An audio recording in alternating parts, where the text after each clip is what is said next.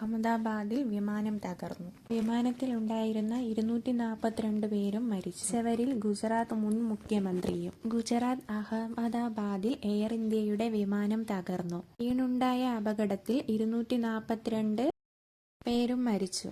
മരിച്ചവരിൽ ഗുജറാത്തിലെ മുൻ മുഖ്യമന്ത്രി വിജയ് രൂപണിയുമുണ്ട്. പത്തനംതിട്ട പുല്ലാണ്ട് സ്വദേശിയായ നെയ്സ് രഞ്ജിത്ത് വിമാനത്തിലുണ്ടായിരുന്നു.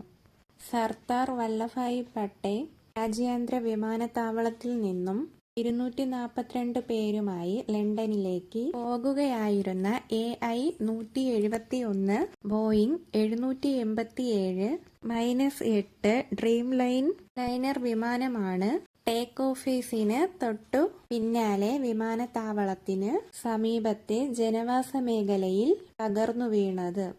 ഉച്ചയ്ക്ക് 1:45 സംഭവം.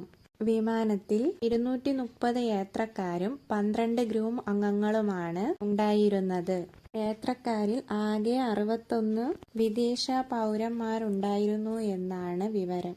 53 UK പൗരന്മാരും 1 കനേഡിയൻ പൗരനും 7 പോർച്ചുഗീസുകാരും യാത്രയിൽ ഉൾപ്പെട്ടിരുന്നു. പറന്നുയർന്ന വിമാനത്തിൽ പിൻവശം ഒരു മരത്തിലിടിച്ചാണ് അപകടമുണ്ടായതെന്നാണ് സൂചന. വിമാനത്തിന്റെ ഒരു ചിറക് ഒടിഞ്ഞതായാണ് ചിത്രങ്ങളിൽ കാണുന്നത്. തകർന്നതിനു പിന്നാലെ വിമാനം തീപിടിച്ചു. പ്രദേശമാകെ തീയുടെ പുക പടർന്നു. അഹമ്മദാബാദ് ഫയർ ആൻഡ് എമർജൻസിയുടെ നേതൃത്വത്തിൽ രക്ഷാപ്രവർത്തനം തുടരുന്നു. ആള് അപായം സംഭവിച്ച വിവരങ്ങൾ ഇതുവരെയും പുറത്തുവിട്ടിട്ടില്ല.